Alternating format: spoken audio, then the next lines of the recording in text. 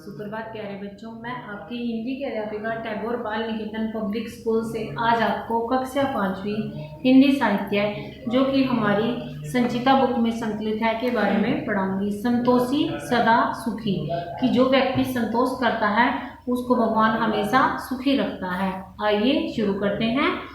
प्रस्तावना में क्या है? राजा अधिक पाने की चेष्टा का अर्थ होता है कोशिश में चिंता का शिकार होकर बीमार पड़ गया, मगर जब उसे सच्चाई का आभास हुआ तो उसने जीवन में सत्य को महत्व दिया और सुख एवं स्वास्थ्य जीवन पाया। परिकल्पना, अगर राजा समय पर अपनी सोच में बदलाव न लाता तो क्या होता? उद्देश्य क्या है? सुख, संतोष और जीवन की सच्ची कला से अवगत कराना। प्राचीन काल में यूनान देश के एक राजा थे जिसके पास अपार धन संपत्ति और ऐश्वर्य था। फिर भी न जाने क्यों राजा उदास रहा करता था। राजा कहाँ रहता था? यूनान देश में। राजा के पास क्या था? बहुत अधिक धन संपत्ति थी, परंतु जो राजा था वह फिर भी बहुत उदास, बहुत दुखी रहता था। एक दिन उनके मंत्री ने साहसपूर्वक उनसे कहा, महाराज, आपके पास इतनी धन दौलत है, आपका खजाना सोने चांदी और बहुमूल्य रत्नों से लबालब का अर्थ होता है संपूर्ण रूप से भरा हुआ है, परंतु फिर भी आप उदास रहते हो, इसका क्या कारण है?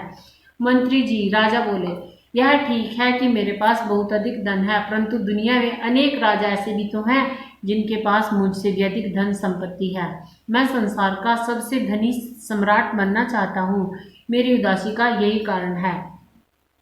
मंत्री जी के पास राजा की समस्या का कोई समाधान नहीं था। समाधान का अर्थ है उपाय या हल। इसी चिंता के कारण राजा बीमार पड़ गया। राजा की चिंता का क्या कारण था? कि संसार में मेरे जैसे तो बहुत राजा हैं, मुझे तो सबका सम्राट बनना है, अर्थात उससे ऊपर कोई भी संसार में न हो, वह सबसे अमीर बनना चाहता था। इसी चिंता के कारण राजा बीमार पड़ गया। अनेक चिकित्सकों ने राजा का इलाज किया, मगर किसी को भी उनकी बीमारी समझ नहीं आई। मंत्री जी ने समझा कि राजा का कोई भयंकर और असाध्य रोग हो गया है। अब जो राजा हो गया, इसी चिंता में वह क्या हुआ? बीमार हो गया। असाध्य का अर्थ होता है जिसके बारे में न पता चले, जिसको साध्य न जा सके। राजा की दशा दिन प्रतिदिन बिगड़ती जा रही थी। वे अत्यंत दुर्बल का अर्थ होता है कमजोर हो गए थे। उनका चेहरा भी पीला पड़ गया था। मंत्री ने सभी सभासदों को बुलाकर इस समस्या पर विचार किया। एक सभासद बोला, यहाँ से कुछ दूर एक गांव में सन्यासी रहते हैं। सन्यासी के पास सभी समस्याओं का समाधान होता है, कि वे सभी का दुख दूर कर देते हैं, यदि आप अनुमति दें। अनुमति का अर्थ होता है आज्ञा। कि उन्होंने सभासदों ने क्या कहा कि एक सन्यासी है जो सभी के दुख दूर कर देते हैं, हमें उनके पास चलना चाहिए। अगले दिन सन्यासी को राजमहल में बुलाया गया। सन्यासी ने राजा की नाड़ी देखी और कहा कि मैंने राजा की बीमारी का कारण जान लिया है, तो महाराज शीघ्र ही उसका उपचार बताइए। उपचार का होता है उपाय, कि उसका क्या उपचार करना चाहिए, उसको कैसे उसको ठीक किया जा सकता है। राजा के पास बैठी महारानी ने पूछा, राजा का उपचार औषधियों से नहीं हो सकता। सन्यासी ने कहा, हाँ, यदि किसी ऐसे व्यक्ति की कमीज मिल जाए जो हर प्रकार से सुखी हो, तो मैं उस राजा का इलाज कर सकता हूँ। कि अगर कोई कहे कि मैं तो सुखी हूँ, तो राजा का जो है उपचार वह हो सकता है। मंत्री जी ने उसी दिन सैनिकों को राज्य के कई भागों में भेज दिया। उन्हें किसी ऐसे व्यक्ति की कमीज लाने का आदेश दिया कि तुम्हें किसी ऐसे व्यक्ति की कमीज लेकर आनी है जो अपने आप को सुखी मानता हो। सैनिक जिस व्यक्ति से भी बात करते वही कहता, मैं सुखी नहीं हूँ। हर व्यक्ति को कोई ना कोई दुख, कोई ना कोई कष्ट, कोई ना कोई चिंता जो है वह सता रही थी। सुखी आदमी को खोजते खोजते एक दिन सैनिक सेठ के यहाँ गए। उन्होंने सोचा, सेठ के ठाट बाट देखकर तो लगता है कि सेठ तो अवश्य सुखी होगा, इसलिए उन्होंने सेठ जी से बात की। सेठ जी ने कहा, यह ठीक है, मेरे पास धन दौलत है, परंतु दुख की बात यह है कि मैं सब कुछ होते हुए भी सुखी नहीं हूँ। मेरा शरीर रोगी है, मुझे न भूख लगती है और न ही मुझे नींद आती है, अतः सच्चा सुख दौलत से थोड़े खरीदा जा सकता है। सैनिक वहां से भी निराश होकर आगे निकल पड़े। वे राज्य के हर गांव, हर नगर, हर घर में घूमे, परंतु किसी ने भी अपने आप को सुखी नहीं बताया। सबको कोई ना कोई दुख, कोई ना कोई कष्ट था। इस कारण सैनिक उदास होकर वहां से राजमहल की ओर चल पड़े।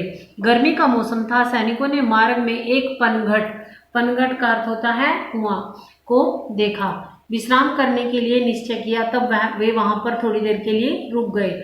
तो उन्होंने क्या देखा कि एक गरीब व्यक्ति पेड़ के नीचे जमीन पर लेटा चैन की नींद से सो रहा है। क्यों न इस व्यक्ति से पूछ लिया जाए कि क्या वह सुखी है। लगता है तुम्हारी अकल पर पत्थर पड़ गए हैं। इसकी हालत देखकर तो नहीं लगता कि इसको 2 वक्त की रोटी भी समय से मिलती है या नहीं मिलती। यह कैसे सुखी होगा। दूसरे सैनिक बोले, अरे भाई, जब हम सबसे पूछ रहे हैं तो इससे भी पूछ लेते हैं, इसमें क्या हमारी हानि है। सैनिक ने बोला, चलो ठीक है। अच्छा भाई, हमसे पूछकर अपने मन की निकाल लो, उससे पूछकर अपने मन की निकाल लो। सैनिक ने उस व्यक्ति को जगाया। उसके चेहरे पर किसी प्रकार की चिंता का कोई भाव नहीं था। उसने पूछा, श्रीमान, मैं आपसे एक बात पूछना चाहता हूँ। देखिए, चित्र में दर्शाया गया है एक व्यक्ति बैठा है और जो सैनिक है उससे प्रश्न पूछ रहा है। हाँ हाँ पूछो, क्या पूछना चाहते हो। उस व्यक्ति ने कहा, क्या आप हर तरह से सुखी हो। हाँ बिल्कुल सुखी हूँ, मुझे कोई दुख व चिंता नहीं है, उस व्यक्ति ने उत्तर दिया। उस व्यक्ति का यह उत्तर सुनकर सैनिक फूले नहीं समाये। बोले, तब तो आप हमारी सहायता कर सकते हैं, हमें आपकी ही तलाश थी। तलाश का अर्थ है खोज। भला मैं आपकी क्या सहायता कर सकता हूँ, उस व्यक्ति ने पूछा। सैनिकों ने राजा की बीमारी का सारा हाल कह सुनाया। सैनिकों की बात सुनकर वह व्यक्ति ठहाका मारकर हंसने लगा और बोला, माफ करना दोस्तों, मैं आपकी मदद नहीं कर सकता। हमें आपसे और कुछ नहीं चाहिए, बस आपकी एक कमीज चाहिए। उसके बदले आप जितना धन चाहोगे आपको मिल जाएगा। उस व्यक्ति ने कहा, लेकिन मेरे पास तो कमीज ही नहीं है, फिर मैं भला तुम्हें क्या दे सकता हूँ। देखते नहीं, मेरे शरीर पर केवल एक लंगोटी है, मैं इस लंगोटी में खुश हूँ। सैनिक निराश होकर लौट आए।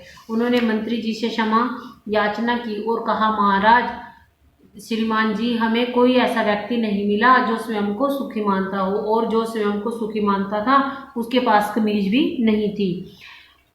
क्या उसके पास कोई कमीज ही नहीं थी। नहीं, उसके शरीर पर तो बस एक लंगोटी थी।